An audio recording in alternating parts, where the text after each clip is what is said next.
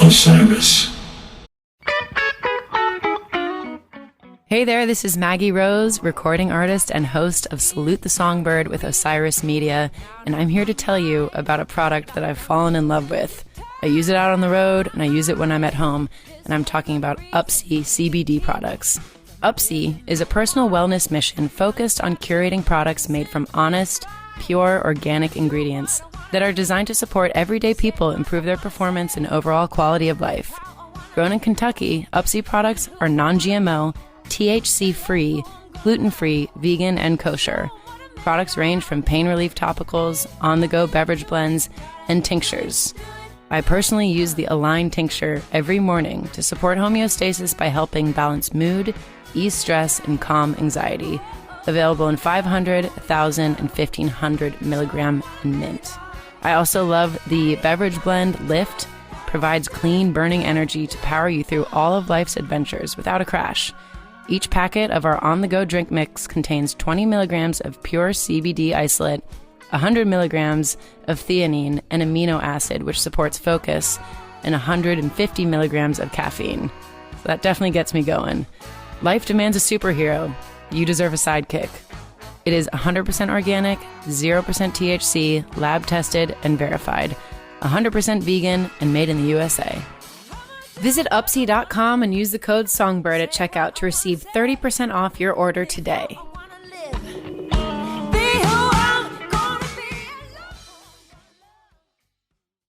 Take a trip and experience the magic of Montage Mountain. Join us in Scranton, Pennsylvania for the 10-year celebration of the Peach Music Festival featuring Trey Anastasio Band, the Black Crows, Billy Strings, a special late-night set by Goose, Joe Russo's Almost Dead, Pigeons Playing Ping Pong, and more. Over 50 artists, 3 stages, camping, glamping, and a whole lot of love. June 30th through July 3rd. We'll see you at the Peach. Visit thepeachmusicfestival.com.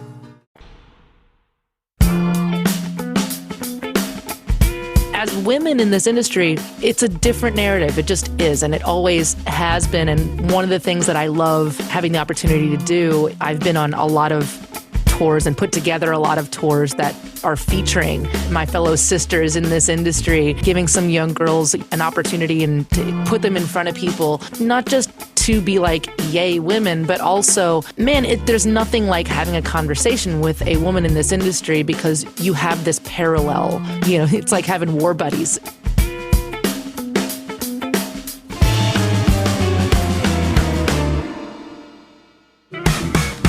Hi, this is Maggie Rose.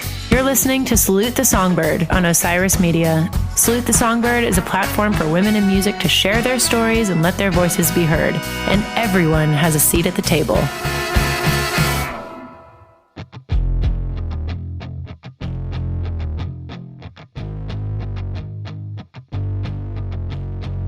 You say I need psychotherapy. Now you're making me mad.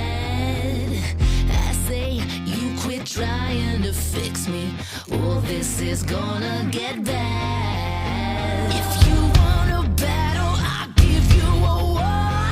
Think you control me, don't know what you're in for. Keep coming at me, keep coming, you'll see. Keep pushing, pushing on me. If you want crazy, I'll give you psycho.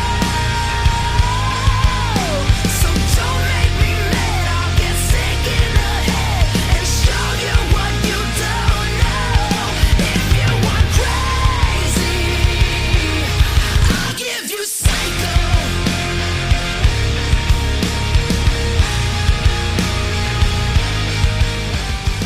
Hey everybody, welcome to this week's episode of Salute the Songbird.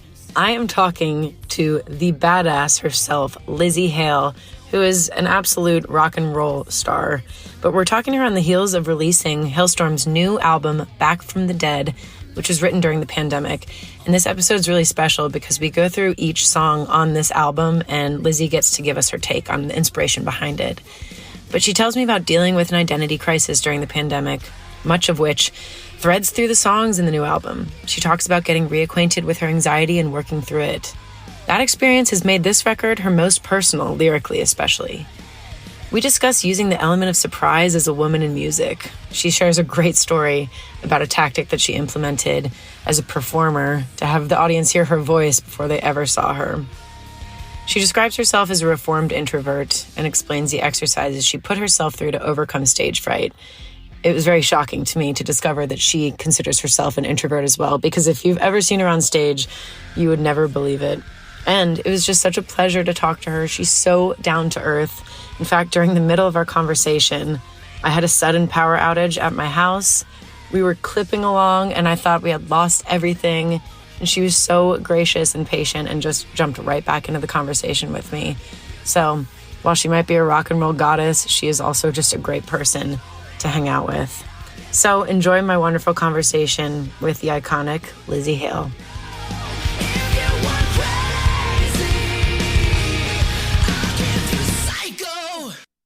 Congratulations on this upcoming record. I got to listen to Back from the Dead, and it's so stellar. It totally feels like a post-pandemic record. Oh, I appreciate that. It is very much so. I don't think any of us, and I'm not the only one. I don't think that anybody that was writing, shortly after the world changed, you can't really help but feel that weight, and everything that was happening in the world and the impending doom or the uncertain future. Right. And really the only thing that we could really do about it or control about it is to write. So, I learned a lot about myself through writing this record, some of it scarier than than I wanted it to be. For sure. I mean, it was a pretty gnarly time. And I think I read one quote, and I want to go through the track listing later after we kind of talk about a little bit of your story, even though it's very well documented. But I love this quote that you had saying, "We started writing this album about 3 months BC, before COVID. Once we went into lockdown and were unable to perform and tour, I fell into a dark place and something of an identity crisis. This album is a story of me carving myself out of that abyss. It is a journey of navigating mental health, debauchery, survival, redemption, rediscovery, and still maintaining faith in humanity." I felt every piece of that quote, especially just the approach that I made to my last record, that I also wrote. A lot of it was inspired by just the rhetoric that was going on even before the pandemic. And then we were put in that pressure cooker, and it just was like the disgusting way that we were talking to each other or not talking to each other at all. Exactly. It was just so heavily influential on my music. But you articulated it. I love the debauchery line and maintaining faith in humanity. Like, these were real existential questions. Well, yeah. And it's interesting when you are left with so few tools, in your tool belt, so to speak. And I realized after the touring went away and there was no real plan for that to begin, when I wasn't able to have that camaraderie with my bandmates. I mean, it had been the longest either one of those things had happened, because even when I was 13 and, 14, when we first started the band, I had like a bowling alley gig at least twice a month, Yeah. So, and I would have gladly taken that. But you realize that all of these things are tools that you use to battle certain, either certain darknesses or, you use them as your armor in a lot of ways. And I feel like when all of that went away, I was left with so few, tools in the tool belt in order to combat a lot of that. I got to know, not the Lzzy Hale from Halestorm on stage, but the Elizabeth Hale, who has been on her couch in her pajamas for 3 days, Yep. So that's a little scary to look at yourself in that way. And I hadn't seen her in a while. I definitely got reacquainted with, my anxiety that I hadn't really felt since I was in high school. Definitely fell into a, depressive hole for a second. And, you realize how much this music means to you and how much when you've built your life around this not career. I can't even say that because the fact that I can call it a career is just a perk. But right. You get reacquainted with the why you love doing it, why you actually not just love it, but you need that in your life in order to, to go to war with the world. And so, I literally had to kick myself in the butt and sit myself down and be like, all right, well, what can I do? All I can do is try to write through it. And I'm actually, the silver lining, of all of that is that I feel like I needed to address maybe some of those issues and maybe face myself in a different way. Maybe if the world had stayed the same, I wouldn't have, or maybe it would have come up later, when I, or when I least expect it. So the fact that I did have that time to move through it, it made this record at its core probably one of my most personal lyrically. But then what you discover through that is that you're not alone in those feelings at all. And so when I listen to the album now, it almost seems more universal because it came from that core place, because you weren't writing it for, radio. You weren't writing it because, okay, we have these like tours coming up. You're writing just to try to put the pieces of the puzzle together in your head. So I don't know. I guess to me, that's the silver lining of it all.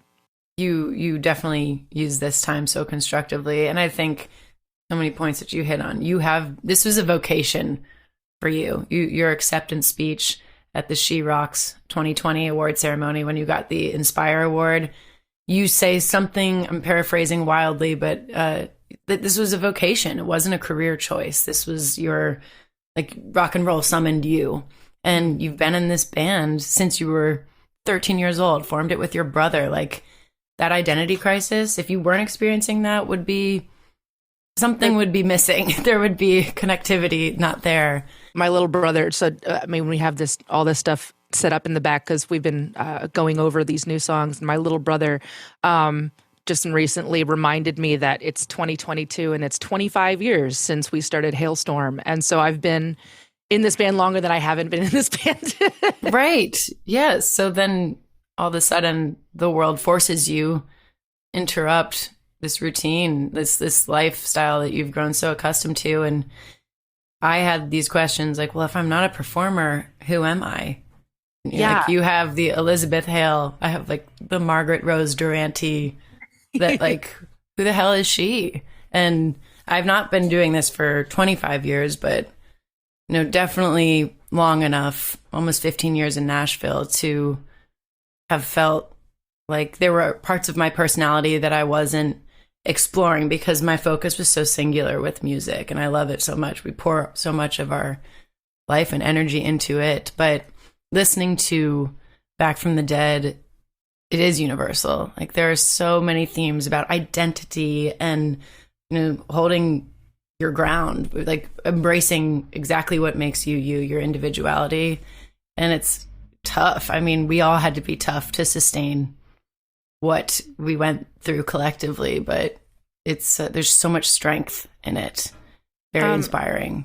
I'm so glad. That means a lot to me, especially coming from you, because you are looking at it from your perspective, but also as as an amazing performer and songwriter. You are looking at it from that point of view as well, and I appreciate that. Well, Lzzy, you're also a musician's musician. There's not a single musician I know who doesn't A, know who you are, and B, absolutely admire your talent. You are loved by everyone in Nashville, in the music industry. But you're also, a reputable collaborator. Like, you've been featured on so many other bands' projects. You are very willing to jump up there. I think I saw you at CMT Awards with Eric Church back in the day. I was in the audience, and it was like, that worked too. But, you are able to jump up with the Deads, or like, it's just, you kind of work in all these different spaces and bring such a cool energy and dynamic to any situation that I imagine that part, missing your bandmates was one thing, but also missing your fellow performers and all that collaborative energy that you are known to exude. Well, thank you. First of all, that's very sweet of you to say. I'm really lucky to have collaborated with so many different people in so many different genres, and And every time, it's kind of the same conversation. I mean, Eric Church was one of the absolute best. And he literally, he took me aside. He's like, I don't want you catering to the audience. I don't want you to put on your country hat. I want you to rock. That's why you're here. And then he kind of, he threw me too. He threw me to the wolves because we had rehearsal the day before for that performance at the CMAs and CMTs. We did both, I think. And we had rehearsal the day before. I had my part. He had his. It was very much like the album. And then before he gets into this elevator that's supposed to raise him up through the stage to start the song, like it's literally countdown time, he's like, Lzzy, come here. I had an idea. I'm like, oh no. Yeah. He's like, we get to that last chorus. I'm just going to step back and let you do something. So just do something cool. I'm like, okay. What? Like, we didn't rehearse that. And so, nothing like rehearsing in front of thousands of people on live TV. Yeah, all of a sudden, you're being broadcasted and not only are there these amazing country stars, and there's Lionel Richie sitting there and Nicole Kidman, and all these people. But yeah, it's going to be fine. Just do something cool. Like, Jesus, Eric, but there is something that happens when you are put in that position. That's what I love about live music. I mean, the guys and I, too, probably to our detriment, we don't use live. We don't use a click track. We don't use any tracks. There's no backing. I'm not miming. And that is just where life happens. That's absolutely. It could be a total train wreck, or it could be this magical moment that happens that'll never happen again. And the risk of that is part of the reason why we, love playing live and why we love touring still. For some weird reason, Amen. So. That's where it happens. The urgency of the live music. Absolutely. And even when it is a train wreck, that's kind of exciting for the audience too, because they know that there are humans up on stage working together to make something happen. And the recovery can be just as exciting to watch and witness. I mean, no fear.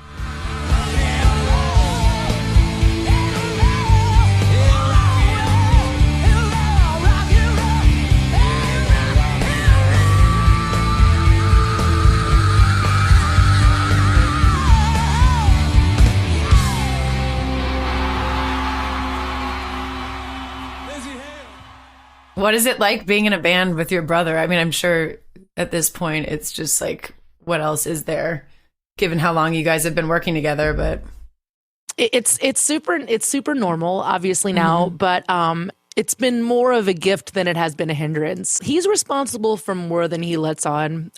Being he's a drummer, so he's very loud. He wears his personality on the outside. He was literally born like camera ready. Like, where is it? Where's the camera? I'm ready for stage. He never really gets nervous at all. Going on stage. I've had to work very hard to be a reformed introvert, to try to figure out how to even look at people when I'm on stage. And he's just always been, I'm ready to do whatever, sis. So every harebrained scheme that I had when we first started this band, he's like, well, yeah, I get to play drums. This is great. So he's always had that kind of attitude. There's something about when the music, bug hits you, I think that you kind of freeze time for a second. We're both just as immature, I think, as we were back then.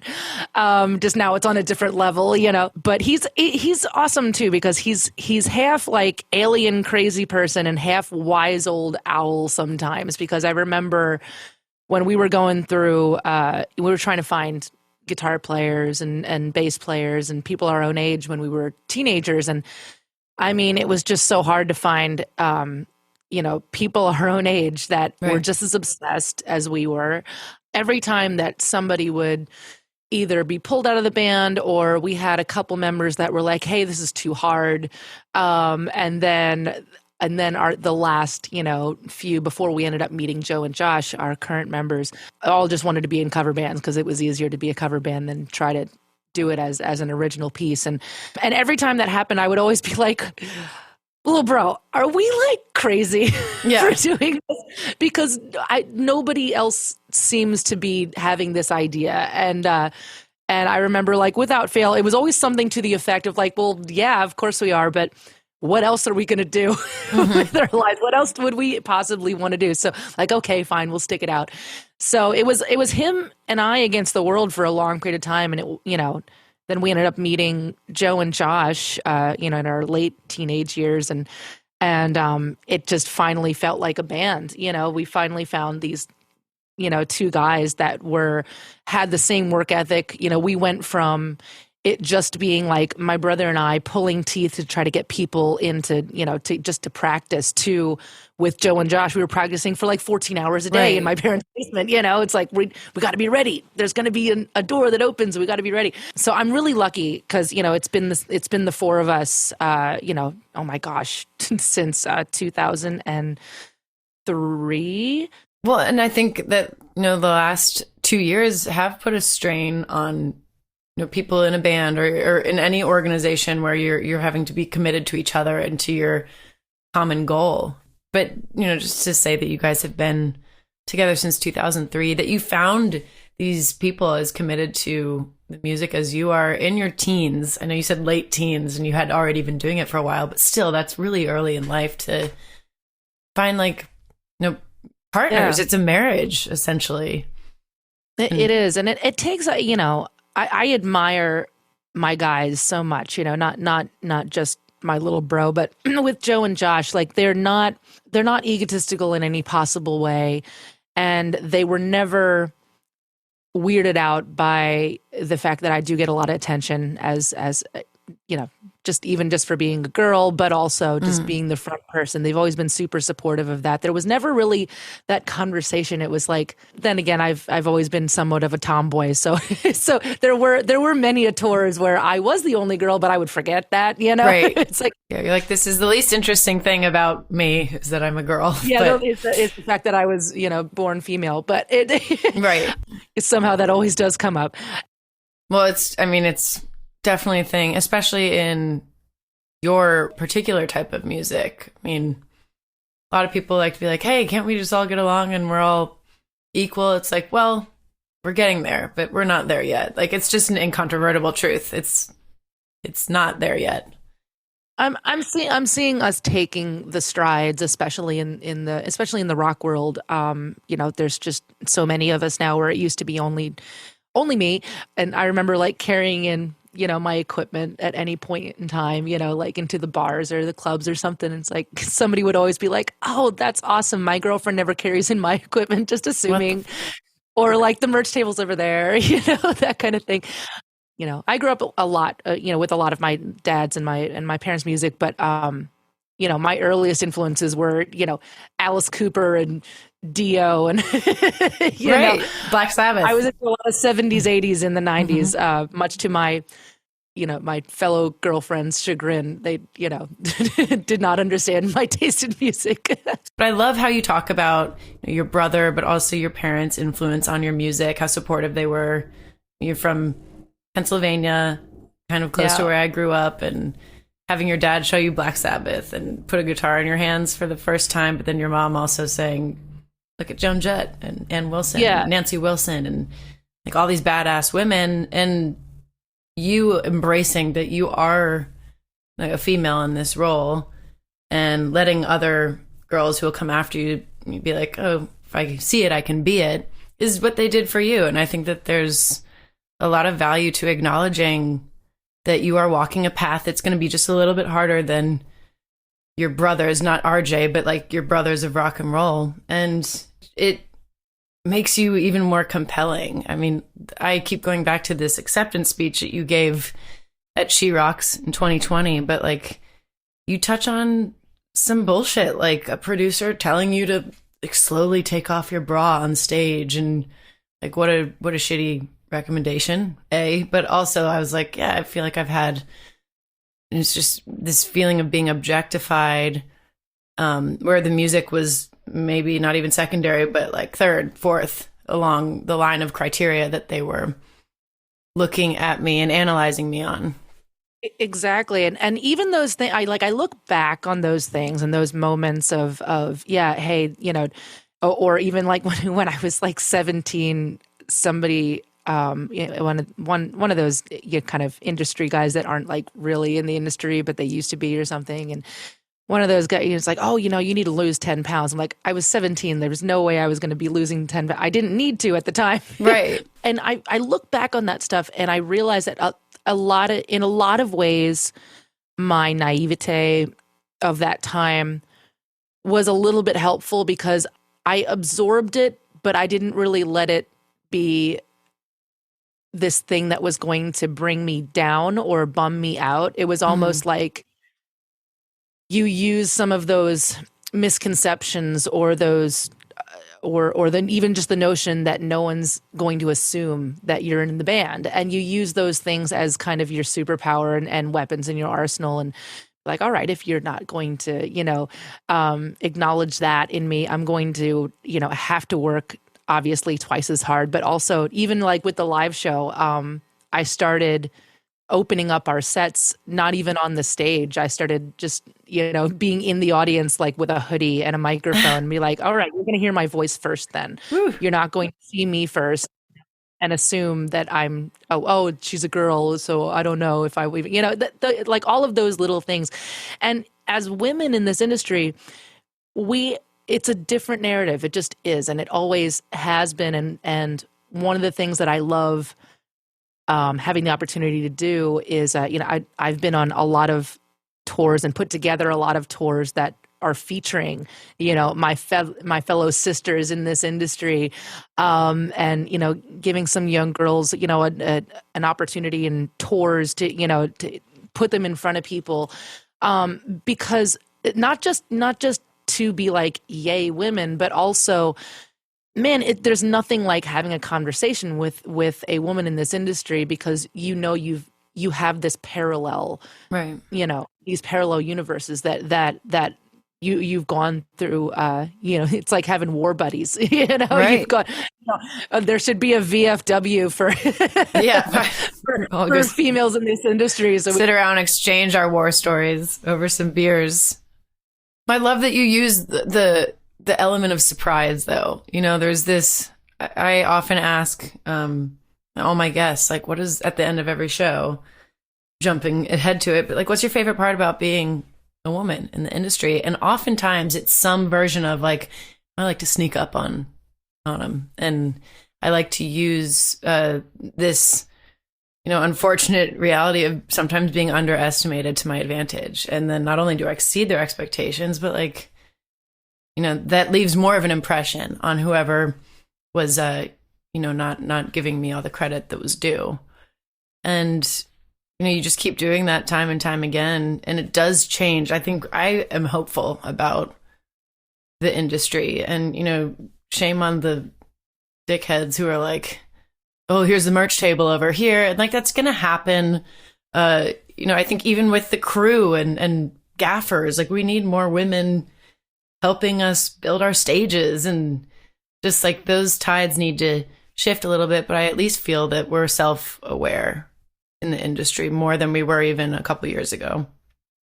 Absolutely. And I'm seeing a lot of that, female tour managers and lighting directors, and there's more producers getting credit where credit's due. I just talked to a 15-year-old interviewer from Canada, and she's funny because she's like, well, I've only been doing this for 4 years. I'm like, yeah, you were like 11. Yeah, 15.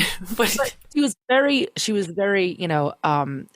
well researched and really good questions. And she was telling me about the influence that my band had on her. Not necessarily, she didn't want to be a musician, but she wanted to be in this industry. And the same thing that we're talking about, the fact that she could see someone like me or someone like you and doing what we love.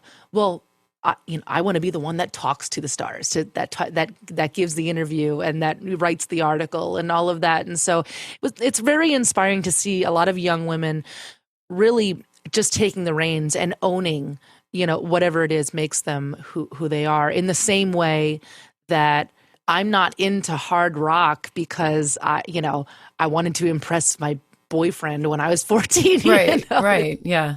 But it was because it was something that was a part of me, and it's still something that's a part of me. And it's great to see all of these women, not just on stage, but off stage owning this genre and and just proving that no matter what genre it is, music is genderless, and it's because it hits us all in a different way.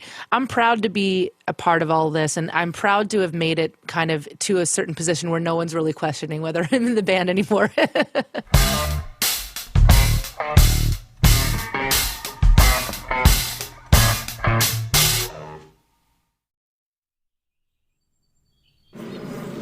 Hey there, everybody. I hope you're enjoying my conversation with Lzzy Hale.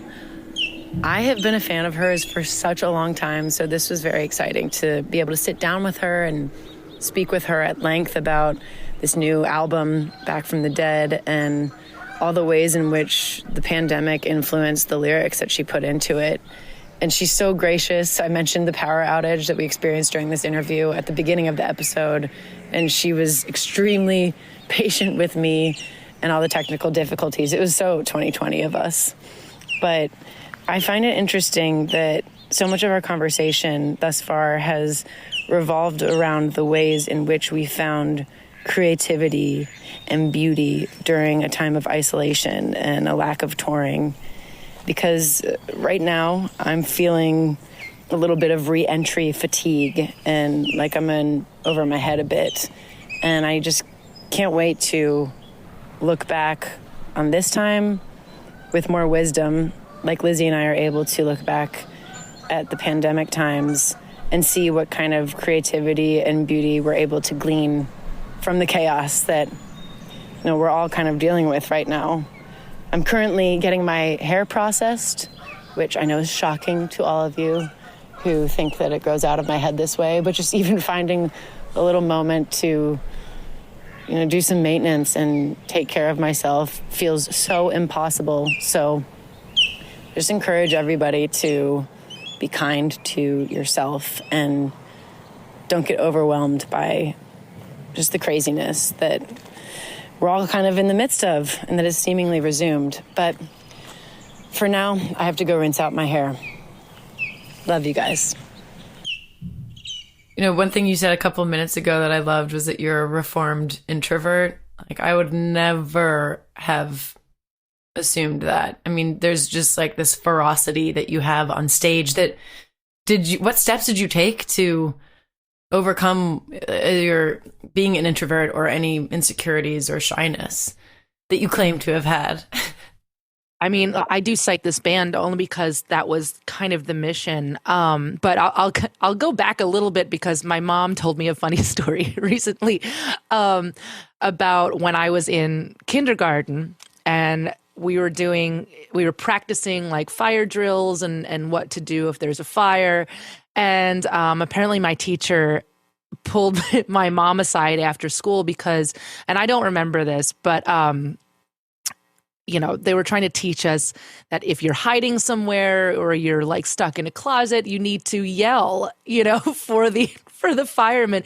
And apparently I wouldn't yell. Yes. I wouldn't just save yourself. And which is kind of ironic because I basically make my living yelling now. But even then even in middle school before the, band started, I didn't want to have the responsibility. I didn't like raising my hand unless I absolutely had to, in class. And I kept to myself for the most part. I had, a few friends, but just didn't want to put myself out there,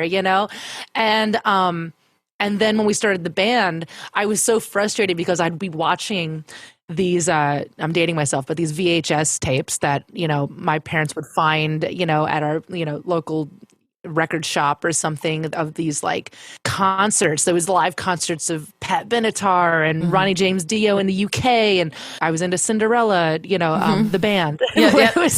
They were just staring thousands of people down, just staring them down and have this presence and be able to walk out on the stage in bright lights in front of so many people. And it's like, I'm like, oh my gosh, just like getting up in front of a class, to like read an essay that, is just, I would, have a panic attack. One of the first things I started doing in the band was I would pick one person, which must have looked really creepy, actually, now that I think about it, being a 14, 15-year-old. And I would pick out one person and literally have a staring contest with them, because what I realized is that very quickly they would look away because they'd be like, what are you doing? Yeah. And I'm like, all right, got him, on to the next one. And so for the longest time, that's how I started developing some kind of stage presence, because it almost felt like it was a little bit of a superpower. Be like, all right, cool, I have the microphone and I'll just keep going down the line. And so from there, then I would end up stepping off the stage and starting to do that. And then the other thing that I did, I would make my little brother, and then at the time, my dad was also in the band for a little while. He was our bass player. Yeah. And I would make them do choreography, just things that went along with the song. And so they would all do that with me. Not really dance moves, but just kind of moves that would keep me doing something. And so I would kind of choreograph it within the song. So I would be doing something, even if I couldn't really think on my feet. Because like now, obviously I don't make anybody do choreography now, but you're able to now think on your feet and have that moment with people, or be able to kind of steer the ship. But yeah, it was a lot of doing that, and a lot of just putting myself in these uncomfortable positions. Yeah. I mean, that was from a very early age, just kind of having to force yourself to jump, off the cliff into the lake, even though it looks really scary and your body doesn't even necessarily want to do it. But even to this day, I still have a little bit of nerves. It's before we go on stage. And they're not bad nerves anymore. They're not like, oh gosh, I don't know what's going on. Right. I don't really get too hot in the face anymore, but it is a beautiful panic, and it's a beautiful, just heightened sense of where you're at and knowing that you're ready. And I'm actually really grateful that I still get that today.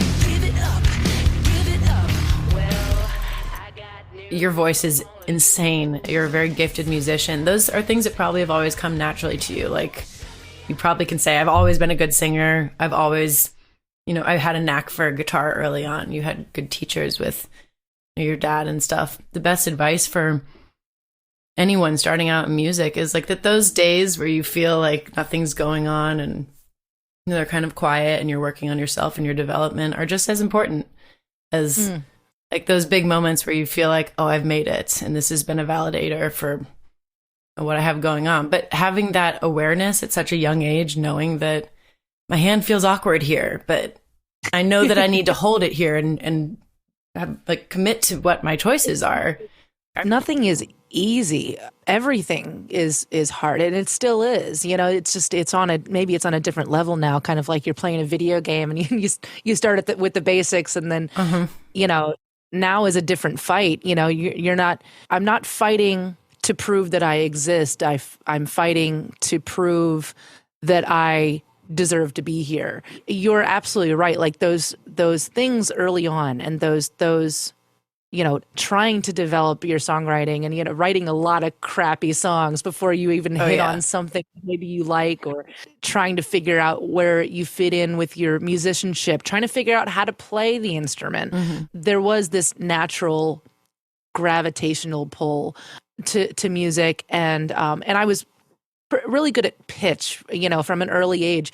But in order to develop, I wasn't singing the way I am now when I was 13, to me, it was this weird primal need. And then combined with, now I found something that's mine, that nobody else that I know is willing to do or wants to do or can do. Even early on in our conversation, we were talking about, trying to find members in the band. It's like, you take those little bouts of discouragement and you say, okay, well, why am I so obsessed with this? Why am I sitting in my dad's garage with a 4-track Tascam, recorder and trying to put something down? Like, why am I doing that? I think it's beautiful, especially, now with this, our new record coming out and with Back from the Dead, is that I think I really did in a weird way rediscover why I still use it, and not because it's my career now, and not because, you know, there's radio and I'm on a label and there's management and deadlines and all that stuff. Not because of that. It was because I needed to do it as my therapy, and to, you know, remind myself of why I'm here and what I'm doing and what's my purpose.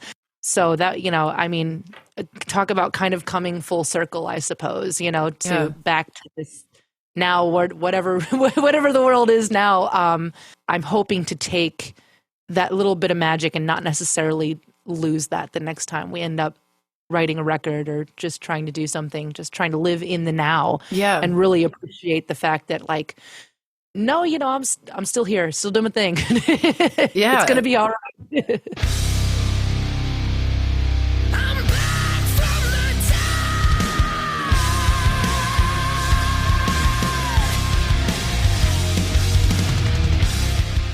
So I wanted to talk about some of these songs. Back from the Dead.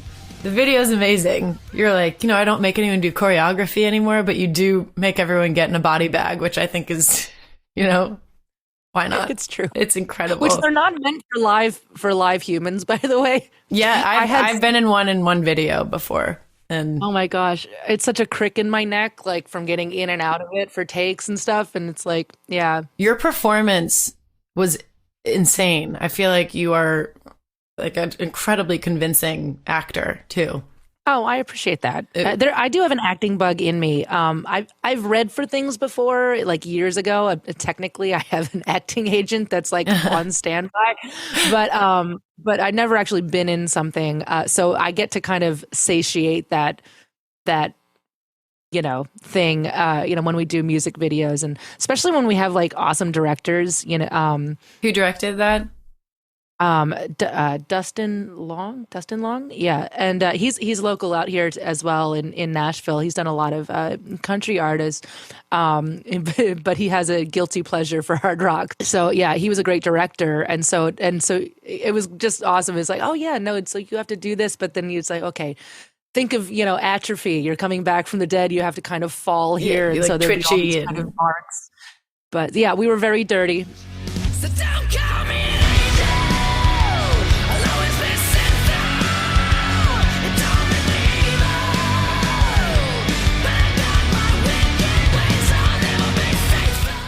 Wicked Ways. I just love, I use this word a lot, but you're so unapologetic. And it was interesting to read your quote about an identity crisis and then hear your ownership of yourself in that song.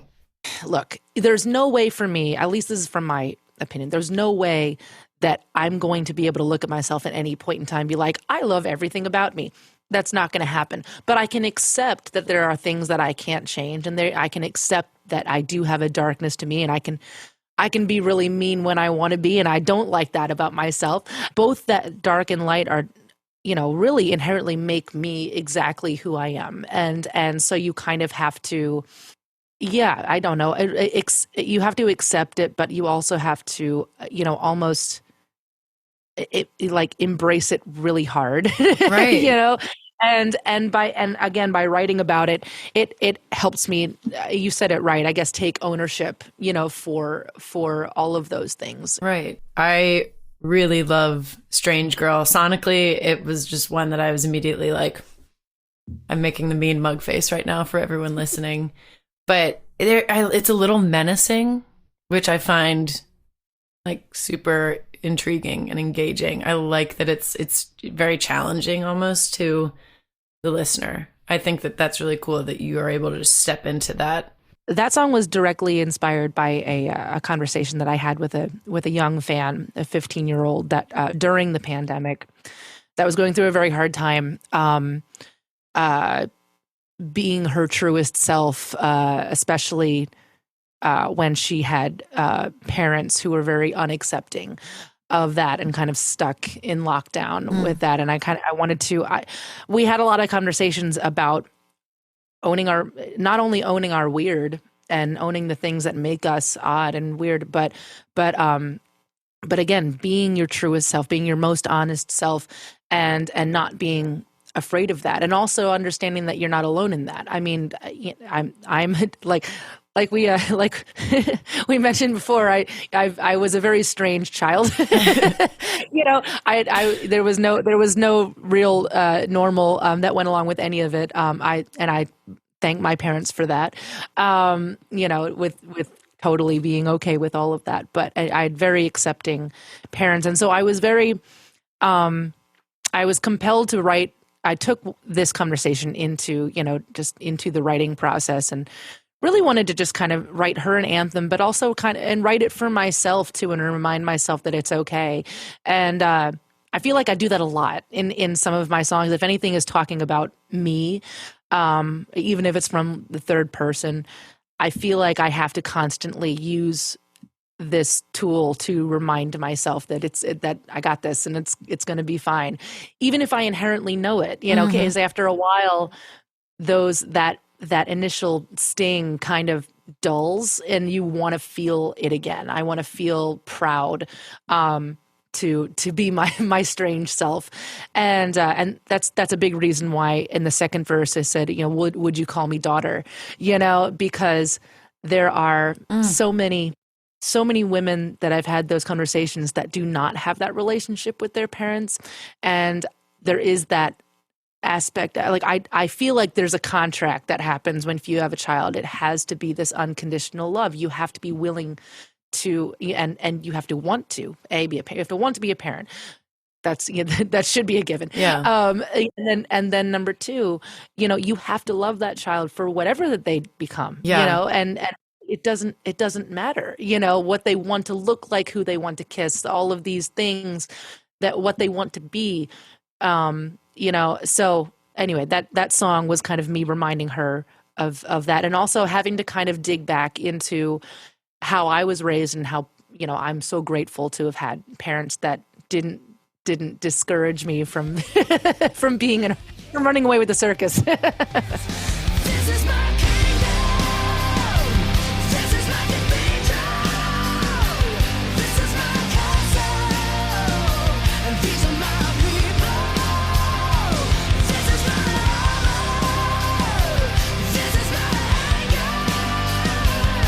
It's been a long road and I held up to the steeple. But this is my church and these are my people. The Steeple, which is your second single, I absolutely love that song. I want to read this one comment that one of your fans, Adam N., said on YouTube. Absolutely fantastic. I listened to it twice and had two very different understandings of the song. The first time around, I wasn't paying nearly as much attention to the lyrics, and it felt like an anthem about being on stage, feeling like a priest or another religious leader, thinking about their congregation and the feeling of wonder, power, and responsibility it gives. That time it felt like a fantastic pump-up song. The second listen, I paid much more attention to the lyrics, and man, that changed things. It felt like it was about rising up from depression or another mental or physical ailment and getting back to being you, and how looking back and thinking about all the voices in your head and how what they say to you drastically changes depending on your mental state. It also gives a sense of control back.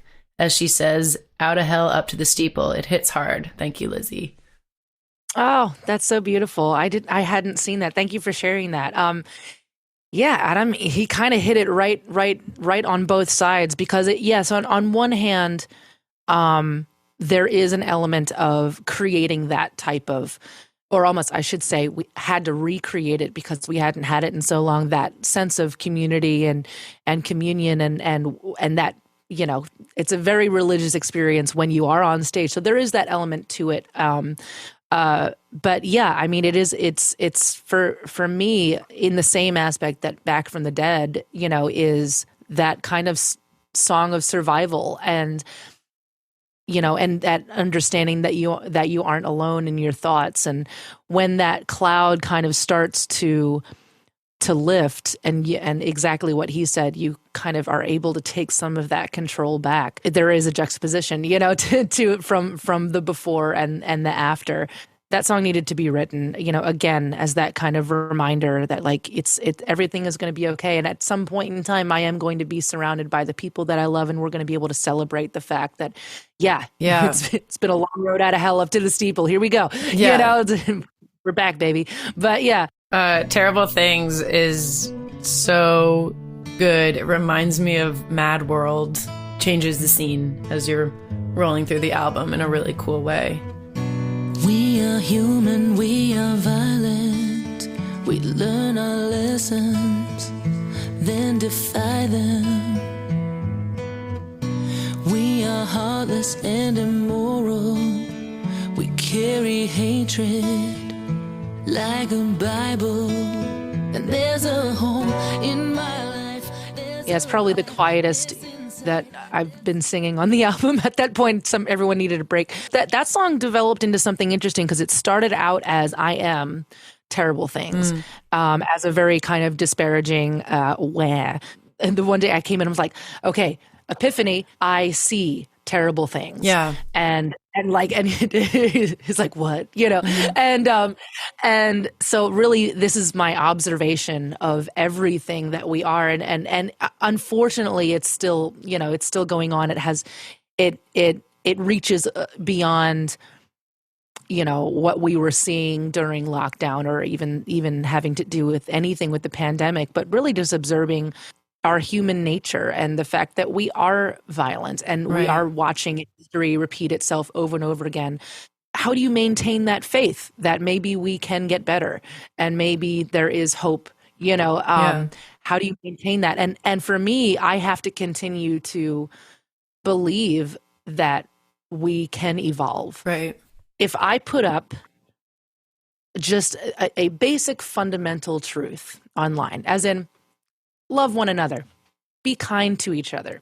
Those are fundamental things that we should be doing as humans. That has nothing to do with anything.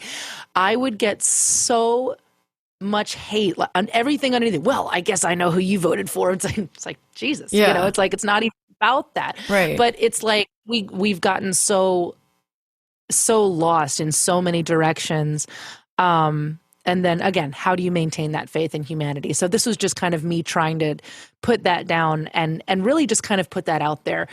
And what I think is funny, and a lot of people have told me this that have listened to this, is that, it starts out and it's ballad and like, whoa, but this is not a love song. This is a hope song for humanity. Yeah. And so I'm proud to have hit on something that just seems a little bit more adult, for what we do. And I feel like that message was really important to kind of put down. So I Come First, a great title, first of all. The original version was written in about 2 hours as an experiment. And it was it started off as a sex song. Yeah. It started, I'm the I get off girl. I can do those things. Yep. But it's interesting because then I was listening down, and I'm a serial drafter and redrafter when it comes to these songs, especially with the lyrics. Like there's always, 3 or 4, maybe more different drafts until I feel like the puzzle's together. And I didn't like it in that subject matter. I don't know why. It felt kind of kitschy, and I feel like it sounded like it was something that I had done before. There was even like some whips and chains happening. And I'm like, I don't know, man. I'm 38. Not that there's anything wrong with it, whips and chains when you're 38, but I just feel like it just seemed a little unimportant, considering some of the other subject matter that I was kind of touching on this album. And so literally took out all of like, what if I just take out all of the sex lines and replace those, as literally having this kind of self-love and empowerment, and how important that is to stand up for yourself. And then I'm like, okay, yeah, this is great. One of Joe's friends was like, oh yeah, cool, I come first, like in the bed, right? I'm like, if that's what you want to hear, that's fine. I think that the suggestion of it is super effective, but you listen to the lyrics and you crafted exactly the song you wanted to craft after kind of coming back to it with your revisions. And just as a woman listening to it, I saw the title, knowing you and like the fact that you like to inject a little sarcasm and humor. I loved it. And I was like, I feel like I'm in on a joke.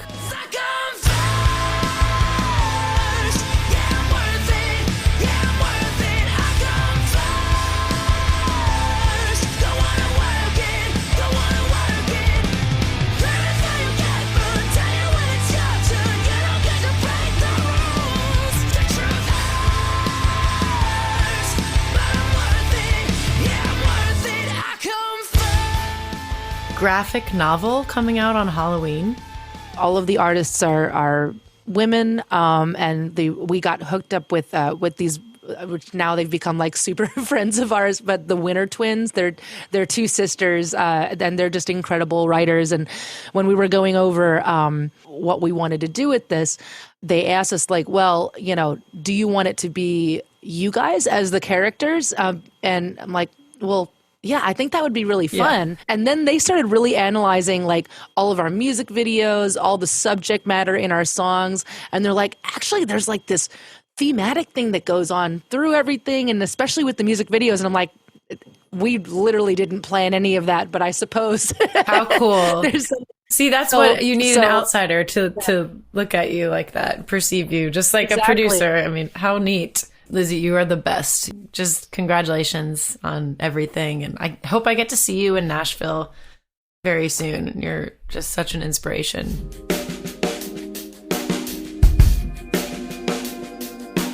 Well, that's a wrap. I hope you enjoyed my conversation with the amazing Lzzy Hale.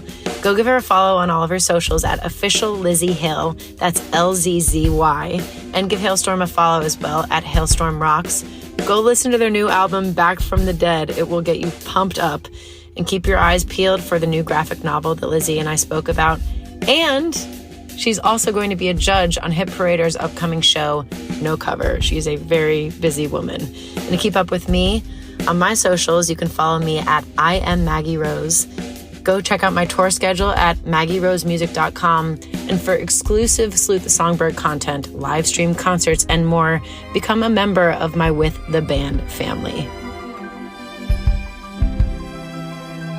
Salute the Songbird is brought to you by Osiris Media, hosted by Maggie Rose, produced by Austin Marshall, Maggie Rose, and Kirsten Cluthy, with production assistance from Grace Romer and Kip Young. Edited by Matt Dwyer. Music by Maggie Rose. Show logo by Premier Music Group.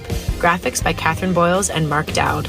Please subscribe to Salute the Songbird on Apple Podcasts, Spotify, or wherever you get your podcast content. And if you like the show, recommend it to a friend or leave us a review so that others can join the conversation. Thank you so much for listening. And to close out the episode, here's Strange Girl by Halestorm from their new album, Back from the Dead.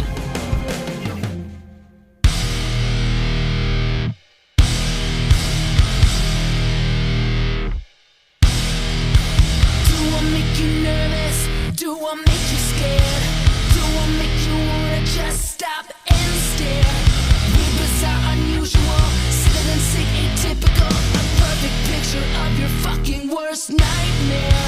Do I make you frightened? Do I make you fear for your life when you're so certain I'll infect you where I'm near? I'm so twisted, unnatural, off the wall, unacceptable. I'm bulletproof to what you think. So you can damn me straight to hell. You can crucify my name. You can throw me through the walls. You can burn me in the flame and say she's such a strange girl, such a strange girl. The world needs strange girls just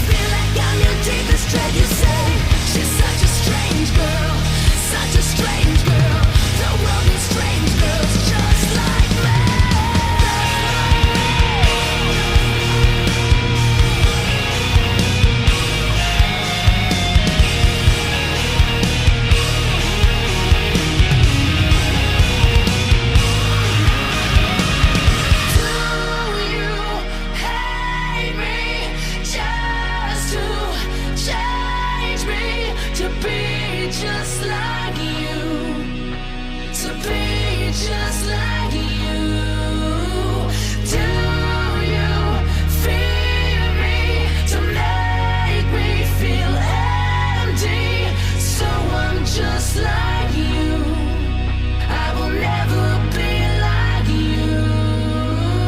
I'll never be you.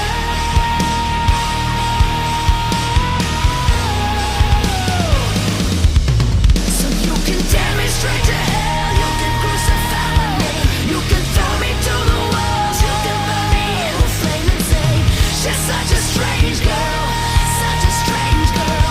The world needs strange girls just like me. Cast me out, abandon me, write me off the dead, ridicule me to feel like I'm your deepest dread. You say, she's such a strange girl, such a strange girl. The world needs strange girls just like me, just like me, just like me.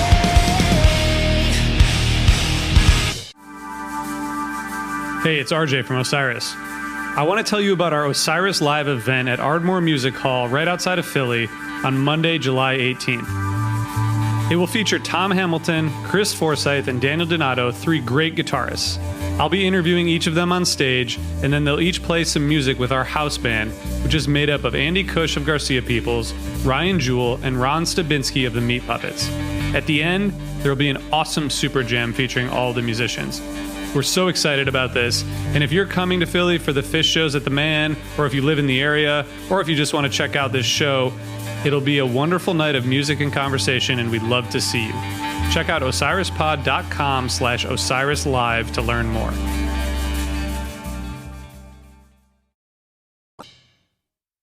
Osiris.